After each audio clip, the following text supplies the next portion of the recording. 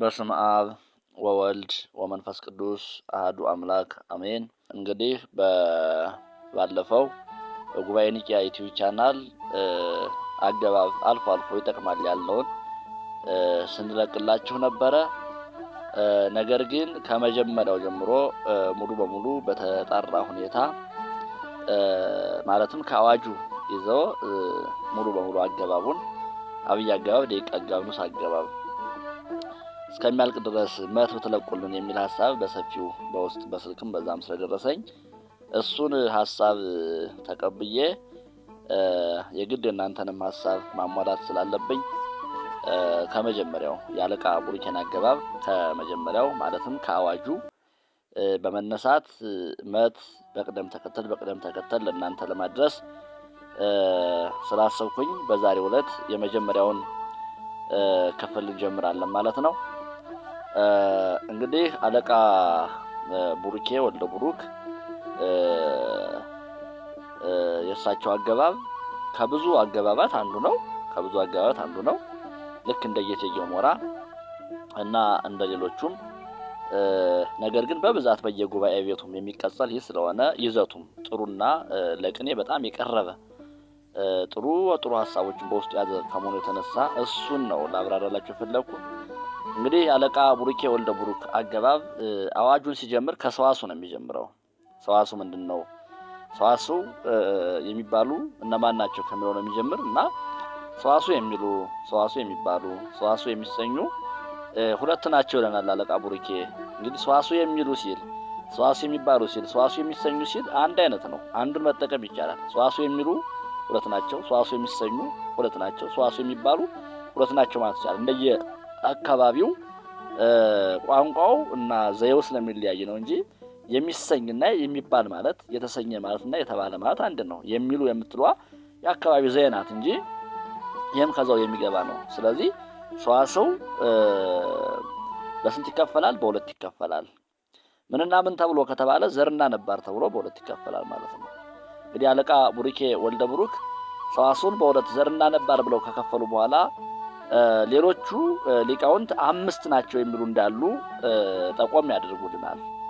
በነገራችን ላይ ያው ከዚህኛው አገባብ ውጭ እንዳንሄድ ሐሳቡን ጠቅለል ለማድረግ ያህል ነው እንጂ በጣም ሰፊ ልዩነት አለ በሊቃውንት ዘንድ ላይ በጣም ሰፊ ልዩነት አለ።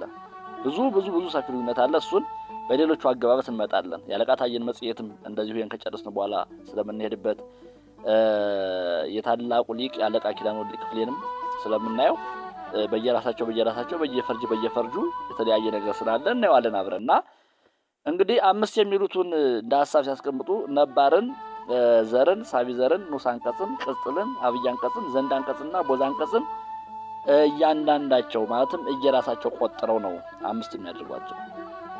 እያንዳንዳቸው ቆጥረው ነው ብለው እኛ ግን ሁለት ማለታችን ከነባር እስመ እንዘ የማለት እስመ እምዘ ሌሎችም እንደዚህ አገባባት እንሶበ ሊሆን ይችላል፣ አኮኑ ሊሆን ይችላል፣ ከመ ሊሆን ይችላል። ሌሎችም እንደዚህ የመሳሰሉ አገባባት ከሰው ስም ደግሞ የሰው ስምን የምንለው ለምሳሌ ዘካርያስ እንችላለን፣ አሮን እንችላለን፣ ዮሐንስ እንደዚህ የመሳሰሉ ከሀገር ስም ለምሳሌ እንደነ ግብጽ፣ እንደ ከነዓን፣ እንደ አረብ፣ እንደ ኢየሩሳሌም የመሳሰሉ ስለ አንድ ሆነው ከዘር ደግሞ ክብርን፣ ፍቅርን እንደዚህ ብዙ ልብስ ለብሰ ብለን ልብስ ከበረ ብለን ክብር ፈቀረ እንተ አፍቀረ ወይም ፈቀረ ብለን ፍቅር እሱ አፍቀረ ፈቀረ ነው። እንደዚህ የመሳሰለውን ስለ አንድ ቆጥሮ ሁለት እንላለን ይሉታል። የማለት ከዘርን እንዳንድ ሌሎችን ደግሞ ከዘር የማይገኙ ማለትም ከአንቀጽ የማይወጡ ማለት ነው በአሁኑ አጠራር። ከጥንቱ ግን አንቀጽም ዘር ነው የሚያስገኘው እንጂ ዘርን አንቀጽ አያስገኘውም። በጥንቱ ዘሩ ነው አንቀጹን የሚያስገኘው እንጂ አንቀጹ ዘሩን አያስገኝም። እንዴት እንደሆነ ወደፊት እናየዋለን። ስለዚህ ዘርን እንዳንድ ነባር የምላቸውን ደግሞ የስመን እንዘን የመሳሰሉ የሰው ስምን የሀገር ስም የመሳሰሉ እንዳንድ ቆጥረን ሁለት እንላለን ይላሉ አለቃ ኪዳነ ወልድ። ስለዚህ ጠቅለል ለማድረግ ሰዋሰው የሚሉ ሰዋሰው የሚባሉ ሰዋሰው የሚሰኙ ሁለት ናቸው። ምንና ምን ናቸው ከተባለ ዘርና ነባር ናቸው። ዘር ያልነው ምን ነው ከተባለ ክብርን፣ ፍቅርን፣ ጽንዕን፣ ኃይልን የመሳሰለ ነባር ያልነውስ ከተባለ ደግሞ እንደው ከአገባባት ላይ እንደ ስመ እንደ እንዘ እንደ ሶበ እንደ አኮኑ እንዳምጣነ እንዳኮኑ እንደ መሳሰሉ እንደ ዳኤሙ የመሳሰሉትን ከሰው ስም ቅድም እንደጠቀስኩላችሁ የሀገር ስም እነዚህን ከነባር ወስደን ከዘር ደግሞ ያልነውን አድርገን በዚህ ልክ ይሄዳል ማለት ነው። እንግዲህ ይህን ስንል ምክንያቱ ምንድነው? ከዘር ሳቢ ዘር፣ ከሳቢ ዘር ንዑስ አንቀጽ፣ ከንዑስ አንቀጽ ቅጽል፣ ከቅጽል አብይ አንቀጽ፣ ከአብይ አንቀጽ ቦዛ አንቀጽ ይወጣል።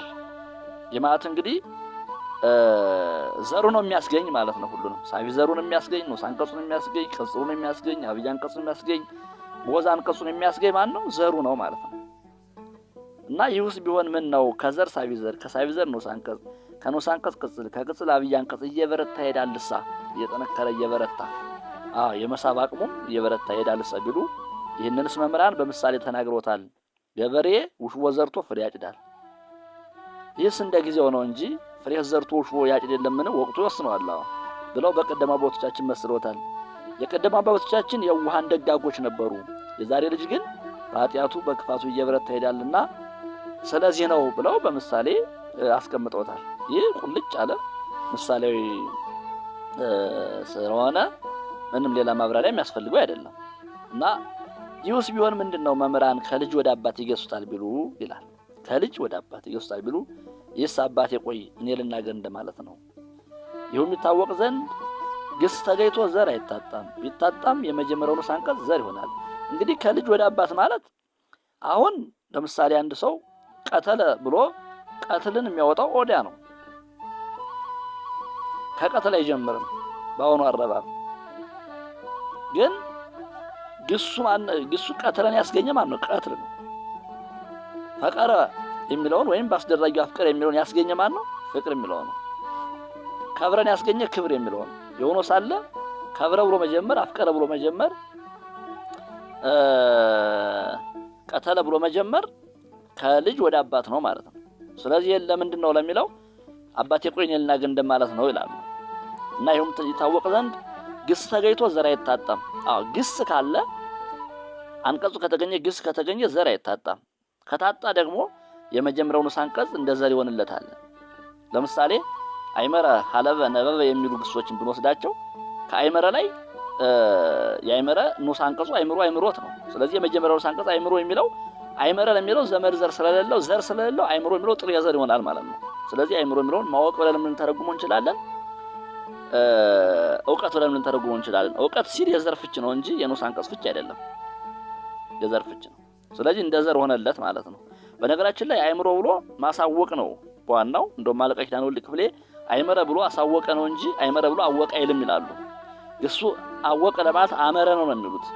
ያው እሱ ሌላ ጉዳይ ሆኖ በግስ ጠባይ በግስ ባህሪ ስለምንመጣበት እዚህ ጋር ማሳየት የተፈለገው ግስ ተገይቶ ዘር ከታጣ የመጀመሪያው ንዑስ አንቀጽ ዘር እንደ ዘር እንደሚሆንለት ማሳየት ስለሆነ በዚህ እናልፈዋለን።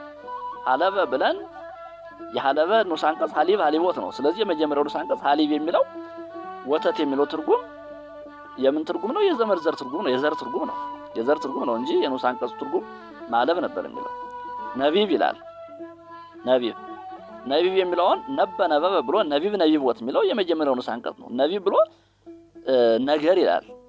ነገር ንግግር ይላል። ነቢብ ብሎ ነገር። ያኛው ግን ንዑስ አንቀጹ ምን ነበረ? መናገር ነው። ያ ግን ንዑስ አንቀጹን ያካትም ማለት አይደለም። በንዑስ አንቀጹም ይፈታል። እንግዲህ እንደ ማስረጃው ወፍጡን የረውጽ ነቢቡ ይላል። እንግዲህ በአዋጁ መሰረት የመጀመሪያው ንዑስ አንቀጽ አይዘረዝርም።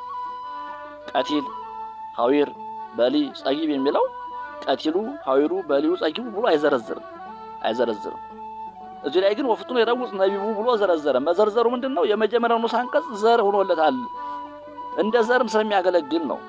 ነቢብ የሚል ዘር ስለተገኘ ያ ዘር ምንድነው? ግን የመጀመሪያው ንዑስ አንቀጽ ቅርጽ የያዘ ዘር እንዳለን የሚያስረዳ ነቢቡ ብሎ መዘርዘሩ ለዛ ነው እንጂ የመጀመሪያው ንዑስ አንቀጽ ሊዘረዝር አይችልም። እና ቀዳማይ ያለው ካላይ ወይም ሳልሳይ የሌለው ምን ይባላል? ነባር አንቀጽ ይባላል። ይህ ማለት የማይገሰስ ማለት ነው። የማይገሰስ ባለበት የሚቆም የማይገሰስ ካላይ ሳልሳይ የሌለው ቀዳማይ ብቻ ያለው ነገር ግን የካላይ ፍች ሊኖረው ይችላል። የትእዛዛዊ ፍች ሊኖረው ይችላል። እዚህ ጋር ሳልሳይ የሚለው ማን ነው? ዘንዱን አይደለም። እዚህ ጋር ራባዩን ወይም ትእዛዙን ግስ ነው ሳልሳይ የሚለው። ምክንያቱም ዘንድ እዚህ ጋር ከንተ ስለሌለ ነባር አንቀጾች የዘንድ ፍች የላቸውም።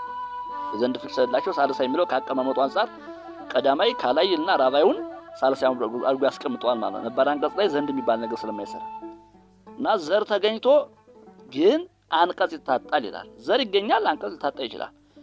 ለዚህ ምሳሌ ሳስቀምጥ ኦም እና ኮከብ ያለውን ነው የሚያስቀምጥልን። እንግዲህ በጥንቱ ሰዋስው ነው እንጂ ኦማውን ገዘመ ብሎ ኦም ይወጣል። በዚህ በአሁኑ ስናየው በሰዓቱ ሲጻፍ እንግዲህ ኦም እና ኮከብ የዘር ቅርጽ አላቸው። ነገር ግን ከየትኛው ግስ እንደተገኙ ስለማይታወቅ ዘር ተገኝቶ አንቀጽ ይታጣልናል። አሁን ግን ገዘመ ብሎ የኦም አንቀጹ ማለት ነው ገዘመ ነው። ለዚህ ነው እንግዲህ አለቃ ኪዳነ ወልድ ነባር የምንለው ከየትኛው ግስ እንደመጣና እናቱን ግስ ባለማወቃችን ነው እንጂ ከግስ አይወጣም ማለት አይደለም ይላሉ። ስለዚህ ነባር የሚባል ነገር በእርሳቸው ትንታኔና በእርሳቸው ሰዋስው መሰረት ነባር ማለት ግሱን ሊቃውንት ያልደረሱበትና ያላገኙት ማለት ነው እንጂ ከግስ የማይወጣ ማለት አይደለም። እና ይህ ምን ይባላል ነው እንግዲህ ኦምን ኮከብን የመሰለ ነገር ምን ይባላል? መካን ዘር ይባላል። የማይወልድ ማለት ነው። ማለት ዘሩ ነው አንቀጹን የሚያስገኝ ብለን ካመን እና ዘሩ አንቀጹን ያስገኛል ካልነው ኦምና ኮከብ አንቀጻቸው ከሌላቸው ዘር ተገኝቶ አንቀጽ ታጣታል መካን ዘር እንለዋለን ማለት ነው። ማለትም አንቀጽን ያላስገኘ ማለት ነው። እና እነዚህ እርስ በርሳቸው ይመሳሰላሉ። አንዳቸው ከአንዳቸው ጋር ይመሳሰላሉ። ጥሬ ዘርን የመሰለ ከጥሬ ዘር ከነባር፣ ነባርን የመሰለ ከነባር ከጥሬ ዘር ይመሳሰላሉ። እስኪ እንየው። ቅዳሴ ሆፃ መላእክት፣ ቅዳሴና ሆፃን ተመልከቱት። ምስጋና የመላእክት አሸዋ ነው። ምስጋና ለመላእክት አሸዋ ነው። መቅደስ ሰማይ ሐራ፣ መቅደስ ለምእመኑ ለጨዋ ሰማይ ናት። መቅደስና ሰማይን እዩት። ክርስቶስ እብነ ዳንኤል፣ ክርስቶስ ለዳንኤል እብን ነው ወይም የዳንኤል እብን ነው እያለ በዚህ መንገድ ይቀጥላል ማለት ነው። ትልቁ ነገር ምንድነው? ጥሬ ዘርን የመሰለ ከጥሬ ዘር ከነባር፣ ነባርን የመሰለ ከነባር ከጥሬ ዘር እንደሚመሳሰል ቅርጸ ንባቡን ነው ማሳየት የተፈለገው። እንግዲህ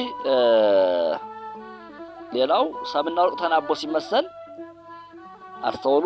ሰምና ወርቅ ተናቦ ሲመሰል ሰም ይቀድማል፣ ወርቅ ይከተላል። እንግዲህ በቅኔ ውስጥ ሁለት ነገሮች አሉ፣ ሰምና ወርቅ የሚባል ነገር። ስለዚህ ሰሙ ቅድሚያ ይመጣል፣ ወርቁ ይከተላል። ይሄ ግን የአዋጅ ለምን እንደሚሰራ ለማይናገሩ ነው፣ ለኢነባቢያን ነው። ለነባቢያን ከሆነ ግን ካልተናበበ ጸያፍ አይባልም፣ ከተናበበ ብቻ ነው እንጂ። ለኢነባቢያን ግን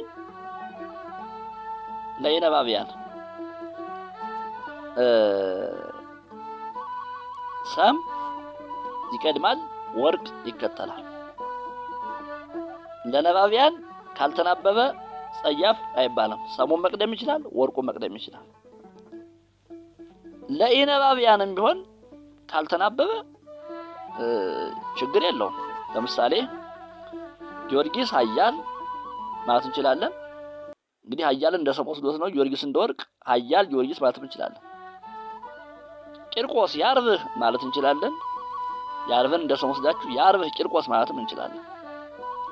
ነገር ግን ከተናበበ ጸያፍ ስለሆነ ኃያለ ጊዮርጊስ አይባልም፣ ያርብህ ቂርቆስ አይባልም። ምክንያቱም ነባቢና ነባቢ ተናቦ ስለማይመሰል። በዘርፍ ሆነ ሌላ ጉዳይ ነው። ሰምና ወርቅ ስላልነው ሰምና ወርቅ ማለት የሰም የወርቅ ብለን እናስቀምጠው ስለሆነ ምሳሌ ከሆነ ብቻ ነው። ለኢነባቢያን ያለው እንግዲህ ሃይማኖት ህብስት፣ ሃይማኖት ወርቅ ነው፣ ህብስት ወርቅ ነው። ወይንም ቀይረናውንም ህብስት ሃይማኖት ማለት እንችላለን ካልተናበበ። ከተናበበ ግን ግዴታ ህብስት ብቻ መቅደም አለበት። ህብስት ሃይማኖት ይላል እንጂ ሃይማኖት ህብስት አይልም። ጊዮርጊስ ጾረ ጉንደ ተጋድሎ ይላል እንጂ ተጋድሎ ጉንድ አይልም። ነገር ግን ጊዮርጊስ ጾረ ጉንደ ተጋድሎ ማለትም ይቻላል፣ ገድለ ጉንደ ማለትም ይቻላል፣ ጉድለ የጉንደ ገድል ማለትም ይቻላል። ስለዚህ ምንድነው ለኢነባቢያን ከሆነ ለኢነባቢያን ሆኖ ከተናበበ ሰሙ መቅደም አለበት፣ ካልተናበበ ችግር የለውም። ለነባቢያን ከሆነ ደግሞ ካልተናበበ ያ ሁሉም ችግር የለውም ማለት ነው። ባጭሩ እዚህ ጋር የምንረዳው ኢነባቢያን ተናበው መመሰል ይችላሉ። ተናበው ሲመሰሉ ግን ሰሙ ይቀድማል ማለት ነው። ሳይናበቡም መመሰል ይችላሉ። ሳይናበቡ ሲመሰሉ ግን ሰሙ መቅደም ይችላል፣ ወርቁ መቅደም ይችላል ማለት ነው። ለነባቢያን ከሆነ ከዚህኛው በተቃራኒ ነባቢያን ከሆኑ ደግሞ ተናበው መመሰል አይችሉም። ተናበው መመሰል ካልቻሉ ደግሞ ሰሙ ቢቀድምም ወርቁ ቢቀድምም ችግር የለውም። ከፈለግን ወርቁን ተፈለግን ሰሙን ማስቀደም እንችላለን። ጊዮርጊስ ኃያል ማለት እንችላለን፣ ኃያል ጊዮርጊስ ማለት እንችላለን። ቂርቆስ ያርብ ማለት እንችላለን፣ ያርብ ቂርቆስ ማለት እንችላለን። ጉንደ እንትን ይሄ